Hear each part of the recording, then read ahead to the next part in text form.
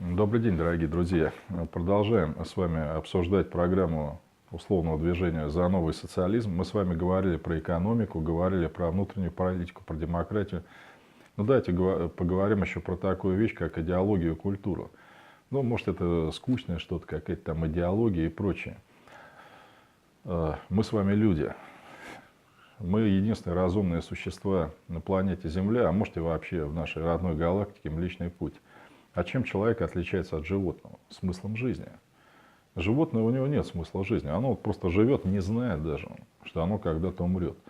Человек, к сожалению, знает об этом. Поэтому он все-таки нормальный человек, я имею в виду. Люди разные. Настроен на то, чтобы, ну, как знаете, раньше говорили, прожить свою жизнь так, чтобы не было мучительно больно за бесцельно прожитые годы. Вот это и есть идеология. Это есть мировоззрение, взгляд на мир. Потому что если человека не интересует ничего, кроме шопинга, пожрать, поспать, ну и продолжить свой никому не нужный род, ну а чем он, собственно, отличается от представителей животного царства? Ничем. Но мы с вами люди. Поэтому смысл жизни, идеология, мировоззрение нам нужны. Вот эти вот, понимаете, меня ругают там, да, за прямоту, жлобские настроения. Дайте богатенького выберем или человека со связью. Да он потому богатый, что он за ваш счет богатый. Неужели этого нельзя понять? Ну хватит ставить лисицу директором курятника, сколько можно.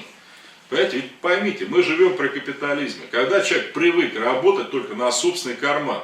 А как он работает на собственный карман? Не доплачивая вам, понимаете? Ну вы что скажете? Что он придет и скажет: ой, что-то у меня совесть проснулась. Дай-ка я себе буду не доплачивать, а вот этим всем там дам денег. Ну вы что, серьезно на это надеетесь, что ли? Ну хватит уже, все. Любой бизнесмен у власти, вот смотрите, Америка страна, ну не социалистическая, да, там даже коммунистической партии толком не было. Там ни один бизнесмен никогда не избирался президентом вот до последнего времени, Дональд Трамп, да.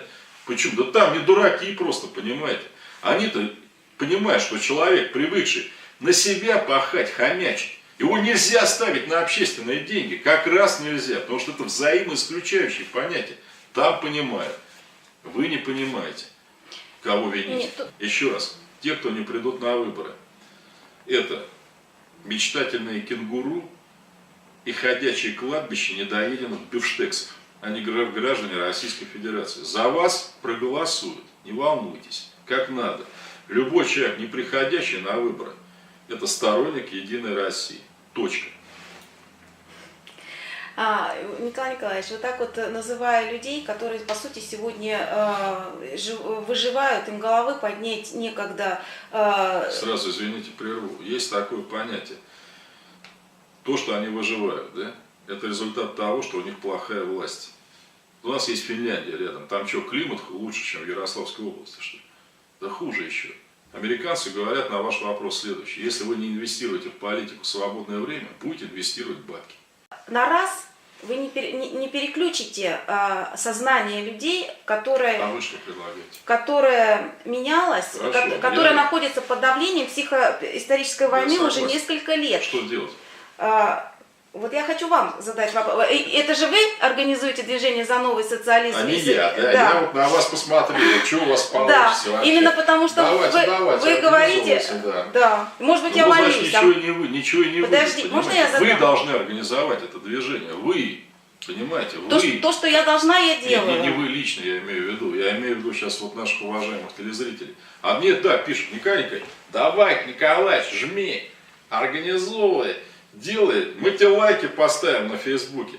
Я с вами согласна, я точно так же на своем уровне в Ярославле говорю, если мы что-то хотим, нужно начинать с себя.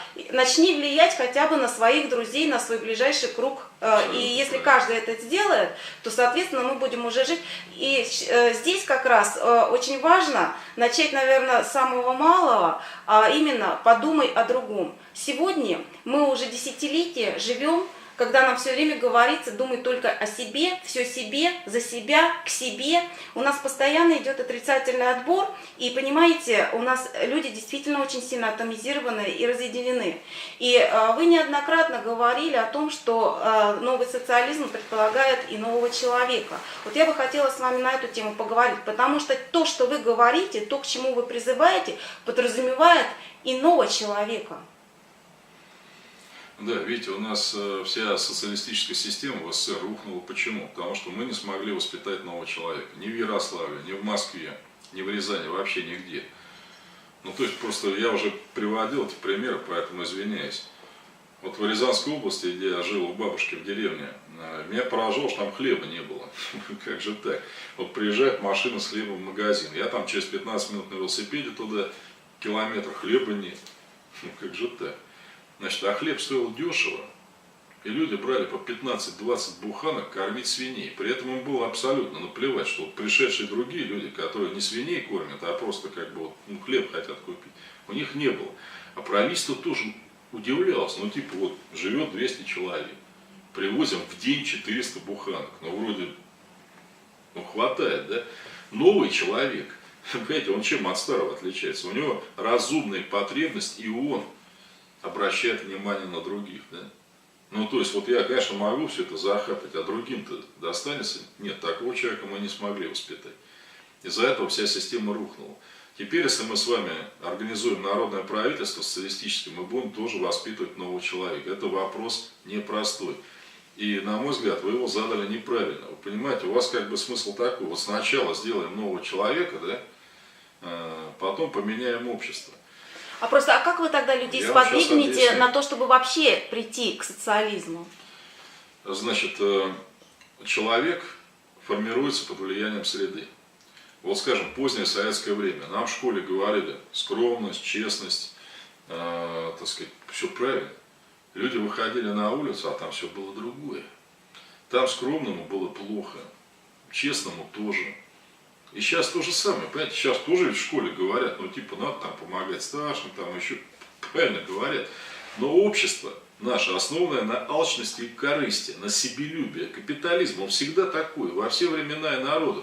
Поэтому, если вы будете людям просто тупо говорить, ну, надо быть лучше, не надо, это бесполезно, абсолютно. Надо поменять власть, поменять систему производства в нашей стране, абсолютно, да, чтобы вот эти все качества, да, которые отличают нового человека, чтобы человек с этими качествами чувствовал, что ему лучше, чем другим.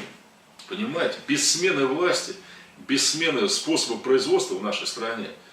Знаете, вот ваш вопрос мне народников напоминает, которые в 70-е годы 19 века ходили в народ, помните, да?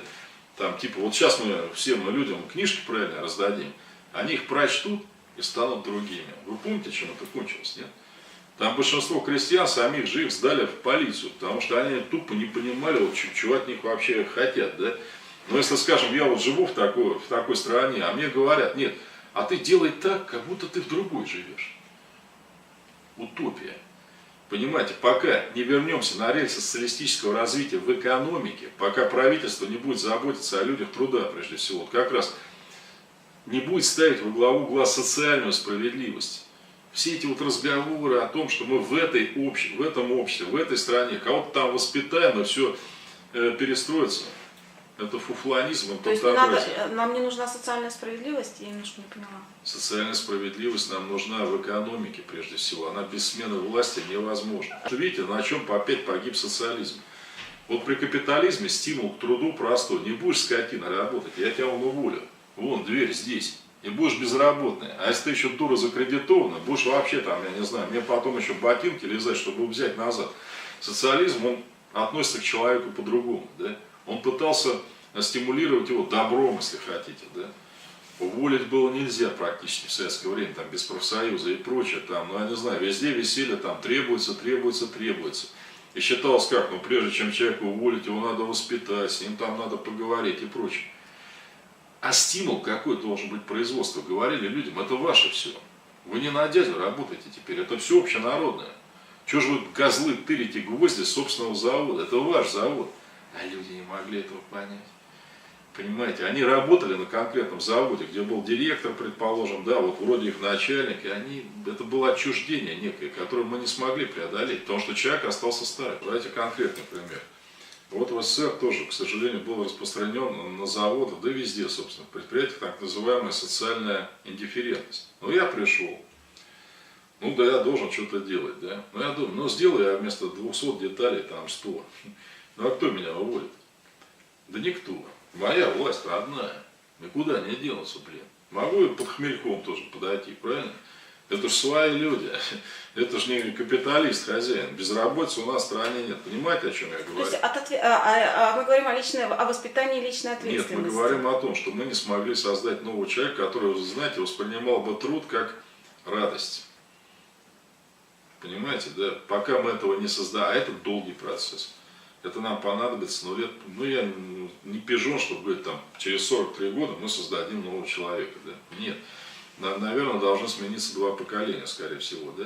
Но если мы не создадим нового человека в процессе труда, да, чтобы он понимал, что труд в радость, что он раскрывает его творческий потенциал, чтобы ему вообще хотелось идти на работу на самом деле, понимаете, вот он понимал, что это не то, что он там поработает и себе яхту еще одну там где-нибудь на Лазурном берегу там и прочее, нет, что он работает именно на себя, да, это понимание не сразу придет, но пока мы не сменим власть в стране, пока мы не сформируем экономику, работающую на человека.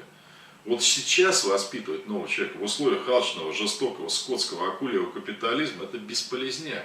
Это все, что вставить тигров, одного тигра убеждать, что надо быть вегетарианцем, понимаете? Ну это бесполезно.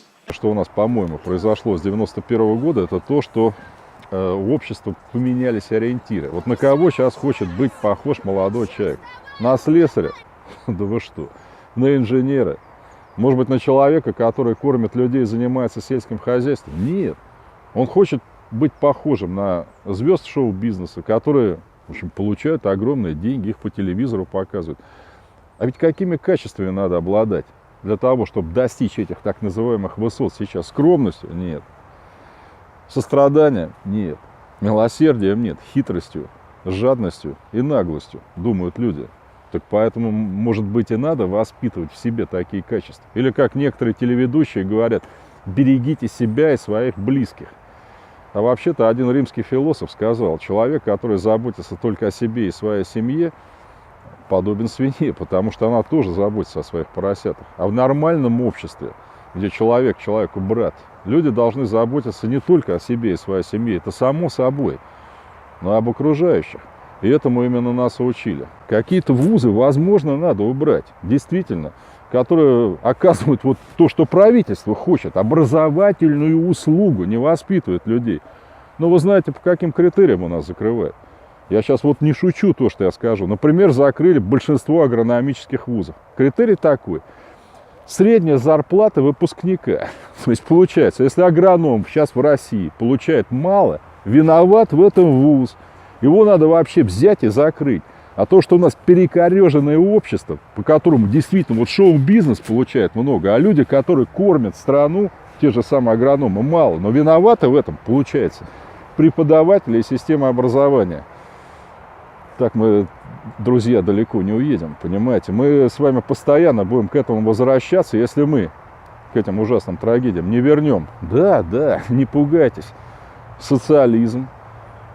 Новое отношение человека к людям, как к своим братьям, а не как человек человеку волк, без культа силы, понимаете, с культом скромности, служения своему обществу. Мы с вами, друзья, товарищи, должны предпринять максимум сейчас усилий, чтобы повернуть ход развития нашей страны в другом направлении. Выбор у нас такой: либо справедливое социалистическое общество, либо гибель и распад нашей страны. К сожалению, по-моему, это так. Но я за первый путь. Дальше, что касается заработной платы вообще. Президент Соединенных Штатов Америки получает солидные деньги. 250 тысяч долларов в год. Но по сравнению со средней зарплатой в Соединенных Штатах Америки, это, в общем, относительно немного. Но почему у нас-то так происходит? Если у нас средняя зарплата, по данным властей, там 35-37 тысяч в стране, а депутаты получают там до $500 000, президент еще больше. Поэтому установить тоже жесткое правило. Президент получает не больше 10-кратной средней зарплаты по стране. Но пусть старается. То есть, если зарплата средняя будет расти, а будет расти и у него тоже. Депутат должен получать Государственной Думы и Совета Федерации, на мой взгляд, не более 4 средних зарплат по стране. То же самое надо распространить на губернаторов, глав регионов, где безобразие вообще еще больше, понимаете, где губернатор получает столько, что многие жители региона за несколько лет не могут получить. Нет, жестко надо привязать зарплату всех выборных лиц к средней по стране. Можем мы с вами это сделать? Ну а что здесь сложного? Какой здесь популизм? В других странах, по крайней мере, так и делают. Мы-то чем мешаем? Что касается ваших лесопилок, это вот вопрос товарищу, который про раздел России тут говорит. Да зачем делить? Они и так все получают. Но это вопрос нашего бизнеса, вашего дурацкого среднего класса, который за бабки готов родину продать вместе с мамой и папой, не то что какие-то лесопилки. Вот ваш средний класс. Ну а кто? Ну, пролетарии продают, что ли, или что? Лес-то кто? Пролетарии тоже легко кое-что продают. Но свою рабочую силу и цепи-то. Ну им деваться некуда. Есть куда деваться. Это они хитренькие, не надо. Ну какие хитренькие, что вы говорите? Какая зарплата в Костромской области? Какие хитренькие? Найдите давайте... там за 20 тысяч какую-то зарплату. Вы людей называете хитренькими, которые вынуждены пахать за гроши. Россия единственная страна мира, где большинство бедных это работающие 8 часов люди. И вы их хитренькими называете. Значит, Но я призываю там весь средний класс, вот знаете, некоторые чиновники говорят, а я могу прожить на прожиточный минимум. Вот вперед! На зарплату в 10, 15, 20 тысяч рублей похитрите там. Да? Но все это подвел гражданин Греф, да, который, помните, заявил так это. Россия дауншифтер. Ну, я поясняю, да, понимаете, человек говорит только английские слова, хотя, судя по произношению, плохо знает английский язык. Ну, русский же не скажешь, понимаете, не мода, ну что, все, что пить водку вместо виски, понимаете, ну что. Дауншифтер это такой, знаете, вот кто ни хрена ничего не делает и скользит. Вот видите, у них одна и та же тема. То про Емеля дурачка, да, который тоже ничего не делает, то про тех, кто вот, то есть, я бы сказал, Емеля дауншифтер, это звучит более, так сказать, да, так, нет, Емеля это по-русски как-то, да. Эмилио дауншифтер, вот так надо, такие сказки читать. Так вот, господин Греф, вы экономика, руководитель российской, вы что нахрен сделали? Вы помните, что Путин сказал про Кудрина? Что Кудрин критикует вот экономику, а сам-то он не ей занимался. Ну, так к вам тоже относится. И вообще, если вы так оскорбляете людей, считаете бездельниками, лентяями, вы сами вообще какими достижениями можете похвалиться, мне просто интересно. Цифрового коммунизма, который вы несете, или то, что вы там какие-то формы индийских гуру приглашаете за счет государственного Сбербанка. Вот я говорю, вот насчет экстрасенсов мы с вами смеемся, да? А это всерьез приглашает. Он всерьез приглашает на экономический форум гуру, который, значит, рассказывает о тенденциях экономики. Меня в следующий раз пригласите, я, в общем, вам дешевле обойдусь. Тоже какую-нибудь фигню такую вам расскажу. А вам, если будете еще оскорблять наше население, советую сходить в ЗАГС и поменять фамилию на Герман Оскарович Дауншифтер. Но если вам это слово так нравится. Да, ну а имя можете на Эмилию поменять или на Емелию. Ну, чтобы тогда у вас был такой вот конгломератик между русскими народными сказками и вашими изречениями. Ну, покажите делом, что вы можете. Не словами, а делом. И что я хочу сказать. Вот здесь присутствуют японские корреспонденты. Вне зависимости от мнения Совета Федерации, Госдумы. Или кто вам там что пообещает в каких-то кабинетах. Я хочу подчеркнуть, что с учетом вот реакции российского общественного мнения на последние события, никто никогда ни ДЛА, ни 4, ни одного острова вам не передаст. Вы на это даже не надеетесь. Чем скорее вы это поймете и признаете итоги Второй мировой войны, тем лучше мы с вами будем продвигаться. А инвестиции, извините, мы на своей территории не торгуем. Но обойдемся без ваших инвестиций, значит так, да? И плюс... Есть попытки со стороны Японии вбить клин сейчас в отношения между Россией и Китаем на этом проблеме. Что он с Китаем там решен вопрос, вот с Японией не решен. Вы знаете, я вам что могу сказать? Китай суверенная страна, поддерживающая с Россией хорошие отношения. У нас близкие позиции по большинству вопросов. У нас проходит совместное военное учение. У нас серьезная торговля. Япония оккупированная страна. И постоянная апелляция к Соединенным Штатам Америки, помогите нам разобраться с Россией, там еще что-то делать, они вашу страну не красят. И пока Япония не будет самостоятельно во внешнеполитической сфере, разговоры какие-то о серьезном сотрудничестве, тем более о чем-то антикитайском, невозможно. И, наконец, мне стыдно, честно говоря, как российскому гражданину, что к нам приезжает премьер-министр Абе, который ставил под вопрос публично итоги Второй мировой войны, заявляя, что марионеточное фашистское государство Маньчжоу-Го, член антикоминтерновского пакта, это самостоятельная страна, заявляя о том, что вела ли Япония агрессивную войну в 1931-1945, это большой вопрос для него. И, наконец, это вот тот человек, который ходит регулярно на могилу японских военных преступников, казненных по приговору Токийского международного трибунала в 1948 году, где мы тоже участвовали, как судьи и прокуроры. Но вы можете себе представить канцлера ФРГ, который ходит на могилу Геринга, предположим, казненного по приговору Нюрнбергского трибунала. Абе отрицает нанкинскую резню. Китайские коллеги, которые здесь присутствуют, они знают, что там творилось вообще. Там убито до 500 000 человек. И именно за это, значит, союзники и казнили вот этих преступников. Нет, Абе говорит, да всего 100 000. Всего. Ну да, были какие-то эксцессы. Абе крайне националист, реваншист. Кстати, заявления которого вызывали протесты МИДа Китайской Народной Республики, Южной Кореи, Соединенных Штатов. И мне вообще непонятно, вы будете рвать отношения. Ну почему рвать? А почему мы не протестуем против этого? Если японский парламент в 2009 году принимает закон о том, что часть российской территории – это Япония, почему мы молчим на это? Ну, вы представьте себе, Конгресс Соединенных Штатов Америки будет молчать. Но если Конгресс Мексики примет решение о том, что Техас – часть территории Мексики, да вы что, там посла выгонят сразу. А мы, да ну не надо, ну зачем? И на мой взгляд, вот я говорю, чем бы переговоры не закончились, еще раз, никакой передачи, ни пяди территории российский народ не допустит. Кто бы в каких кабинетах вам что ни говорил. Но видите, Мексика сейчас уже в достаточно тяжелом положении. Там беда в чем, что вот со времени существования нафта, свободного рынка Соединенными Штатами, это единственная страна Латинской Америки, где был либерализован внешняя торговля США.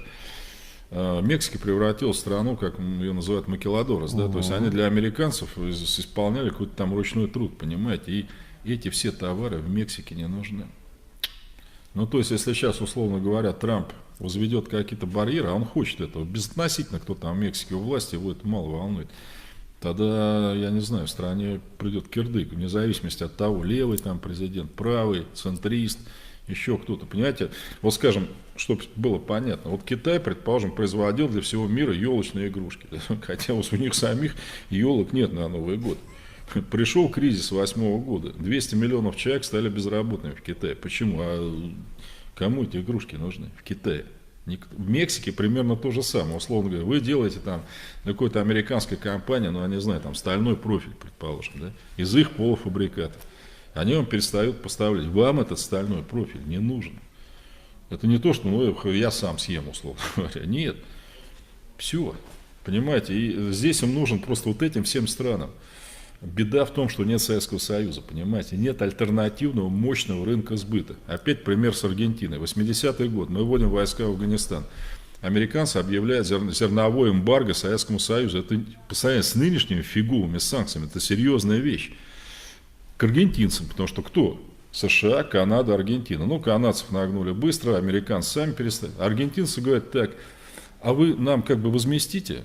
Ну, если русские, мы не будем им продавать, а русские покупают на $1 миллиард. Миллиард дадите, тех жаба задушила. Не, говорят, не дадим. Так они нам еще увеличили поставки зерна аргентинцев. В результате американские фермеры понесли громадные потери, потому что они были замещены на нашем рынке аргентинцами. Вопрос, нету сейчас рынка-то. Все. То есть сейчас выбор такой, либо мы с Америкой, да, с их рынком, либо ни с кем. Ну, а Китай? Китай, понимаете, у нас, я вот не понимаю, среди наших левых какие-то есть иллюзии вот, в отношении этой страны. Для меня, вот они Венесуэлу не бросят, да уже сдали полностью. Или, предположим, вот, ну, казалось бы, ушли мы с Кубы там в 92-м году, ну, Китай, нет. Я даже думал, ну, сейчас они кубинский сахар будут закупать, ну, Китай, 1,5 миллиарда человек там, да, нет, ничего, они хитрые, понимаете, китайцы исходят из чего? У нас профицит у них, у китайцев, торговля США плюс 330 миллиардов. То есть у них обратная схема. Но если мы поссоримся с американцами, вы нам заместите эти деньги, кубинцы, ну нет, да, ну и идите лесом. Все. Вот весь китайский интернационализм. Китай всегда был сам себе, всегда был антисоветский, антироссийский настроен и сейчас. И кроме бабок его, собственно говоря, не интересует. Поэтому заметьте, он как проигрывает сейчас торговую войну Трампу. Трамп вводит пошлины, хорошо.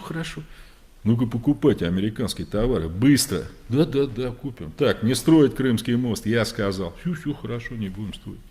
То есть, другими словами, опять, если бы торговля Китая с Россией была бы тоже там 300 миллиардов долларов, да, эти взяли бы калькулятор, посчитали, вот как тогда аргентинцы, да, в советское время, что можем заместить. Да, вели бы себя по-другому. То есть с распадом Советского Союза модель мировой экономики конкурентной, когда можно было странам маневрировать, она рухнула.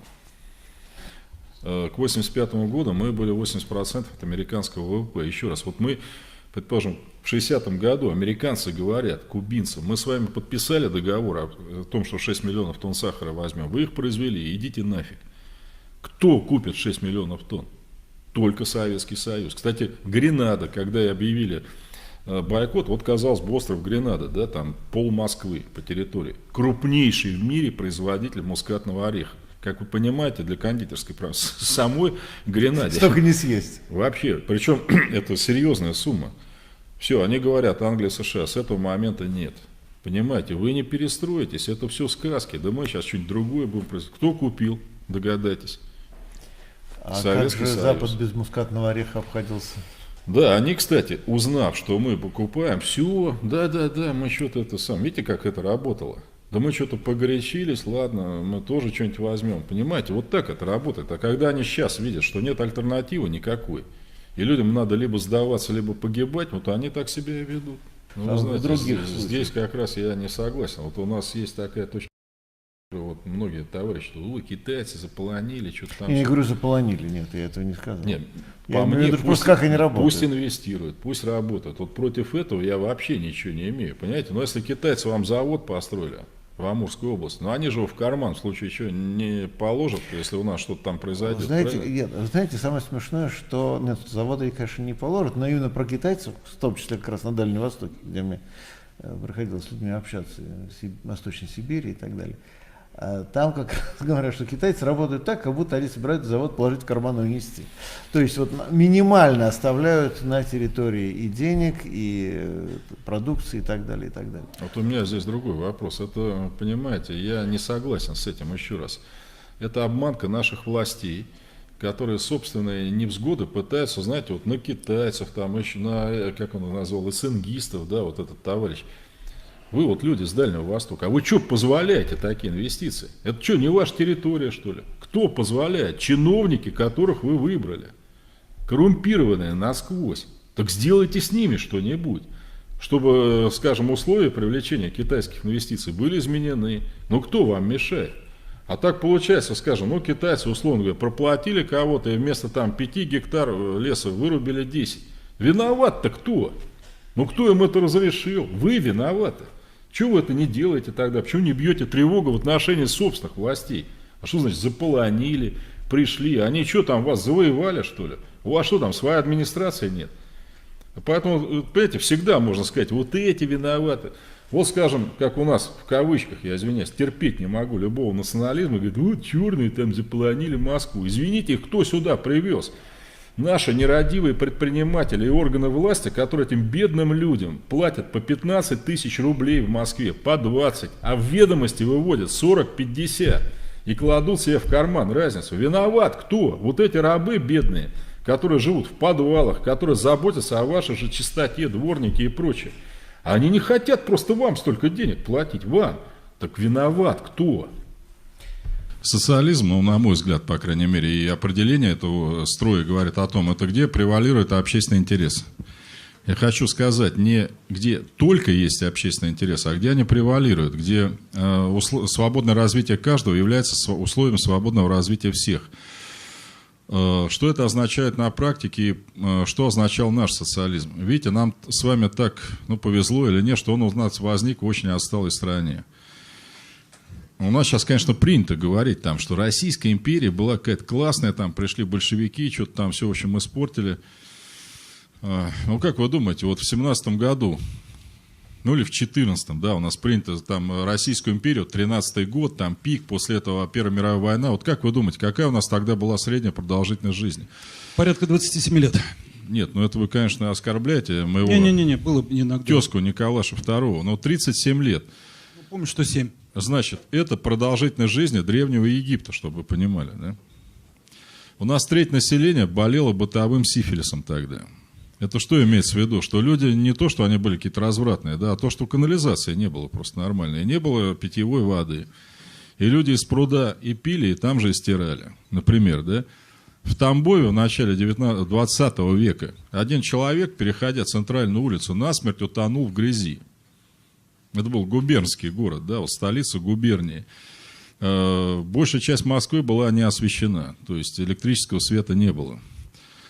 Если сравнивать нас с другими странами, да, то мы отставали от Соединенных Штатов Америки тогда, перед революцией, по уровню развития примерно в 15 раз. То есть это вот была такая классная Российская империя. Вот у меня бабушка еще застала, она была человек верующий всегда, никогда не вступала в коммунистическую партию. Вообще, кстати, закончила она церковно-приходскую школу в Рязанской области. Ну, тогда губерния. Я вам так могу сказать, я советский школьник 70-х годов, многим бабушкам, выпускницам царской ЦПШ, церковно-приходской школы, писал письма родным. Потому что они писать не умели. Для меня это был, конечно, шок, понимаете, ну, в 70-е годы, да, там, телевизор, газеты и все остальное прочее. А это было нормально, я вам должен сказать, для того времени. Или когда она мне сказала, что зефир в первый раз мы увидели в деревне в 1936 году, в 1936. Ну, это чтобы, причем это была зажиточная семья. Мне бабушка говорит, мы мясо ели по праздникам. В деревне. Я говорю, остальные что ели при царе? Она говорит, ели картошку, капусту. Хлеб иногда был, говорит, иногда нет. Но картошка и капуста, да, говорит, вроде бы, это, подчеркиваю, это черноземная зона России. Это не тундра, не Сибирь, ничего такое. И я, кстати, ее спросил, вот, чтобы опять про социализм. А вот как вы восприняли в этой деревне такой, знаете, вот, я еще застал, когда там телевизор был один, там, я не знаю, на несколько семей. Как вы революцию 17-го года встретили? Мне вот эта бабушка, да, никогда не вступавшая в Компартию, очень религиозная, все праздники знала, говорит, мы полностью поддержали Ленина. Я даже засомневался, говорю, вы его откуда знали тогда? Ни интернета не было, ничего вообще, Ленин там. Потише, пожалуйста. Значит, она меня вывела на крыльцо и говорит, вот эти луга были Елтунова, этот лес был Елтунова. Эта дорога была Елтунова. Я говорю, а кто такой-то вообще? А я знал, что там некоторые места так и назывались, там, Елтуновский луг в 70-е годы. Она говорит, помещик. То есть земля была вся его. Мы на него пахали. То есть он давал нам в аренду, половину урожая отдавали ему. Причем, как вы понимаете, при царе, которого сейчас прославляют, ни тракторов, как вы понимаете, ничего не было, да? Люди вот серпом работали. И он говорит, потом наш урожай в карты проигрывал. Вагонами при нас. Она мне это рассказывает. Люди сзади, говорит, зеркало держали. И он, говорит, проигрывал вагоны, потому что ему похрен, как бы было. Это не его зерно, правильно? Но люди привезли и дали. Поэтому, когда мы узнали, что пришли большевики и объявили, что земля тем, кто ее обрабатывает, мужики собрались, сели на телегу, поехали, утопили его в сортире. Потом приезжал ЧК и говорил, что зачем вы это делаете, это не надо, это самосуд там и прочее. Вот вам, пожалуйста, какой была Россия, там примерно ориентировочно, да, в которую пришли большевики. Ну или, как говорил Черчилль, Сталин взял Россию с деревянной сахой, оставил с атомной бомбой. А можно на секундочку вмешаться? Вот в этот рассказ про страшные ужасы. А вот в руках у меня был, ни к селу, ни к городу вспомнилось, National Geographic за 13-й год. И там говорилось следующее. За 1913? 900, конечно, 13. Может быть, 12. Я могу ошибаться. Могу прислать, где-то валяется ссылка. И там говорилось о следующем, что к 1950 какому-то второму году, или 50-му, Россия идет с такой скоростью, что она станет единственной one and only. Таким государством будет 500 миллионов, ее нельзя будет остановить. Это невероятный паровоз, который несется, который будет подавлять всех своей мощью, своими запасами зерна. Напоминаете одного тюремного жителя. Зовут его Алексей, по-моему, да, Силуанов. Он говорил, что к 2050 году в России... Улюкаев, извините, да, Алексей Улюкаев, что к 2050 году у нас все будет просто замечательно. Да, а до этого ко мне не обращайтесь. А насчет ваших прогнозов я могу сказать... Не моих, это National Geographic. Ну, там был еще другой прогноз, что если количество извозчиков в Петербурге будет расти такими же темпами, как сейчас, то к 1930 году город будет под 1,5-метровым слоем конского навоза. Но вот цена ваших прогнозов. Нью-Йорк. Нет, это говорили про Петербург. Хорошо, окей. Продолжаем. Ну, то есть, понимаете, я вам таких прогнозов могу накидать сколько угодно. Прогнозы, ими сыт не будешь. Я вам говорю, какой была Россия. Никакой она там стала бы, там, если бы и прочее. Она была Все понятно. чудовищно отсталой страной, что, кстати, показала Первая мировая война. Вот Распутин, мужик обычный, да, говорил царю, с немцами воевать не надо. Знаете, почему говорил Распутин? У них каждый крестьянин утром кофе и пьет. Вы понимаете, о чем он говорил? Конечно. Да, что наши крестьяне, они не то, что там, я не знаю, пулемета не видели никогда. Некоторые не видели вообще, так сказать, орудий каких-то вот серьезных там сельскохозяйственных. Когда деникинцам перебросили 2 английских танка в годы гражданской войны, целый полк Красной Армии бежал, потому что они не понимали, что это. Между тем, на фронтах Первой мировой войны у этих стран было по несколько тысяч танков тогда уже. А царская Россия не производила ни автомобилей, ничего другого. И в 15 году наша армия отступала просто потому, что ей нечем было воевать, понимаете. Вот царь не Да, смог был ничего снарядный сделать. голод, это точно. Ну так, понимаете, и когда большевики взяли власть, вот представьте, в какой стране они ее взяли. У нас на всю страну было 160 тысяч инженеров, предположим. Ну, чтобы вы понимали, да. А что такое инженер? Это человек, который делает все остальное, да, станки, машины, оборудование и прочее. Мы почти ничего сами не производили. Извините, Мы даже... пожалуйста, маленький. Господа. Мы даже рельсы покупали. Понимаете? Потом, кстати, опыт нашей индустриализации советской, его и сейчас везде изучают. И Путин даже об этом говорил, да, что нам нужна индустриализация, надо вот повторить опыт там 30-х годов, когда были введены в строй там десятки тысяч промышленных предприятий. И вот в этой лапотной стране в 1932 году мы создали первый цельнометаллический самолет в мире вообще, понимаете? Это чтобы вы понимали, это люди еще должны были придумать его, да? В нашей стране, где люди были неграмотные при царе, в основном, вот я вам описал, да, церковно-приходская школа, писать, читать там и все остальное прочее. Это мы первые ввели пенсии, вот о которых сейчас идет разговор. Соединенные Штаты ввели их только после войны по старости. А мы ввели сразу. Мы первые ввели декретный отпуск в 2018 году по уходу за ребенком. Такого на планете Земля не было. Потому что при капитализме считается как? Ну вы родили ребенка, ваше собачье дело. В Америке такого отпуска и сейчас нет. Понимаете, вы договариваетесь с работодателем. Вы рожайте, пожалуйста, но никто вам оплачивать этого не будет, если вы не договоритесь. У нас это в законе было, да? И почему этот отпуск называется декретный? Потому что декрет Ленина был в 2018 году. У нас первым появилось всеобщее бесплатное образование. Вообще на планете Земля. У нас первым появился 8-часовой рабочий день, опять же, на планете Земля. Потому что везде работали по 10-12 часов. То есть вот эти вот социальные завоевания нашей революции, они беспримерны. Что касается ошибок социализма нашего, они были вызваны, на мой взгляд, 2 вещами. Во-первых, мы строили то, чего никто никогда не строил. Смотрите, капитализм, он простой. Он ничего не строит. Вам пить охота, пейте. Там, развлекаться, пожалуйста. То есть мы от вас ничего не хотим. Человек – животное, поэтому ему мешать не надо.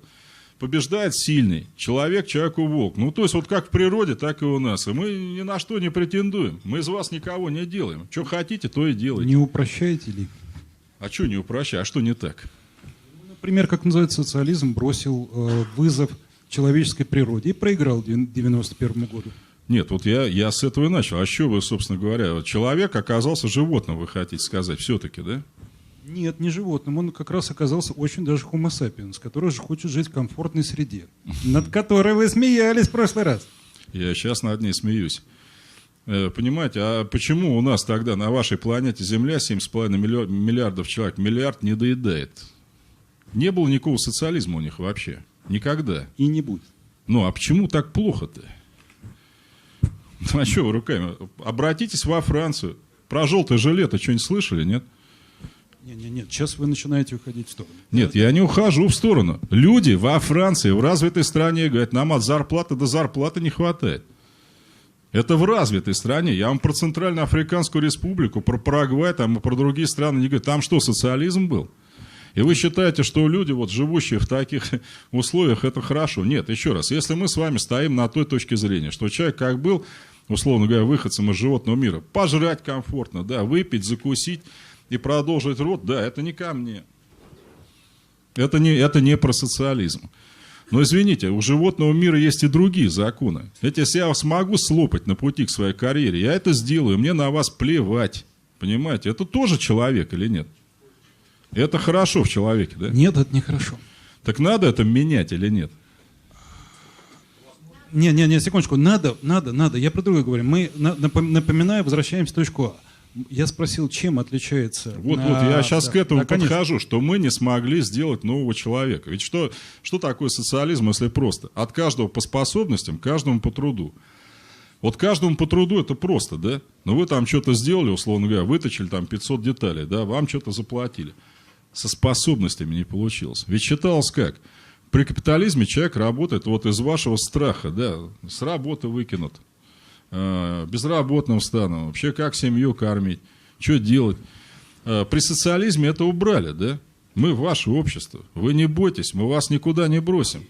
И у многих людей, которые не стали новыми, возник такой смысл, ну раз они мне ничего не сделают, раз власть моя, так нахрена особо упираться, правда? Все вокруг колхозное. Вы помните все это, да? Когда людям говорили, что там гвозди с завода выносите, завод общенародный, ваш. То есть вы крадете не у дяди, да, который там где-то в Майами живет, вы же у себя крадете. Но люди этого не понимали. Но это и есть человеческая природа. Нет, вы мне человека не хайте, понимаете. Поэтому смысл был такой, вот почему как бы были наши ошибки. Вот, например, часто говорят про дефицит, да.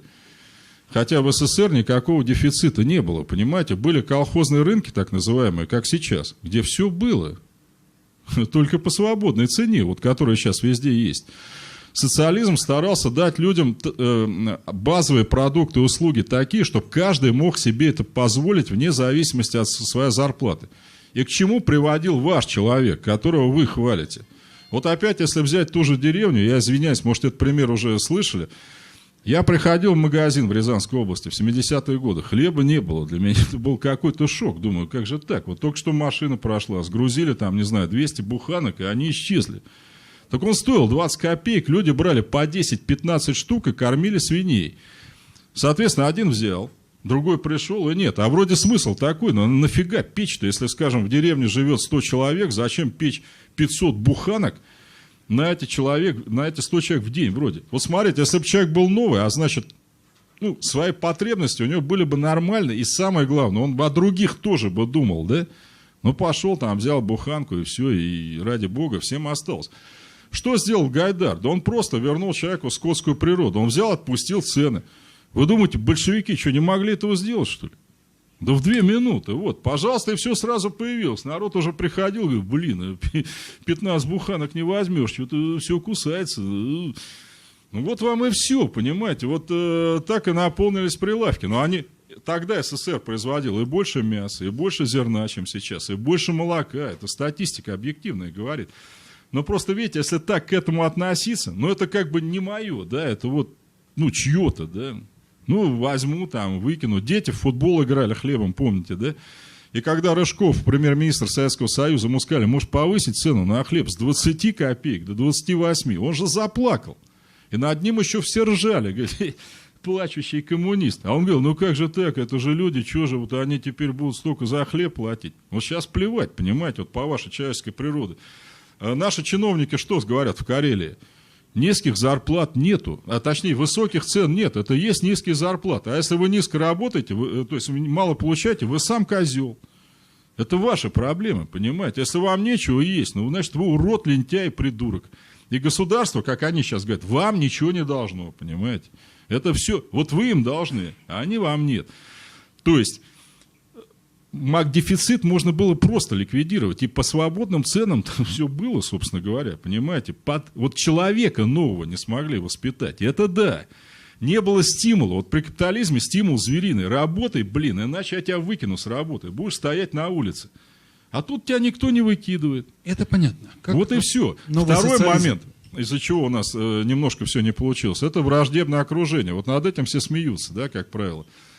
Американцы сейчас подсчитали, что они потратили на разгром Советского Союза 21 триллион долларов. Это их подсчеты. Валовой внутренний продукт Соединенных Штатов гораздо ниже сейчас. Вот вообще совокупная американская экономика. Вы понимаете? И почему они нас гнобили?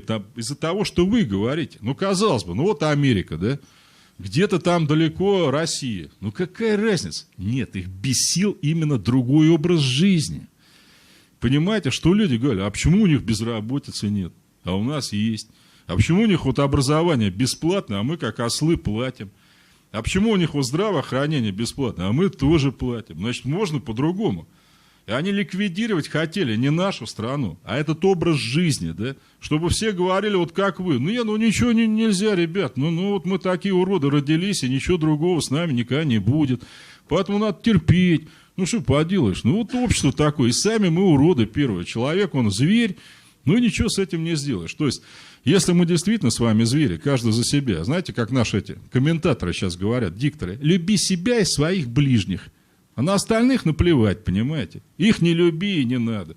Тогда все, тогда социализма, конечно, никогда не будет.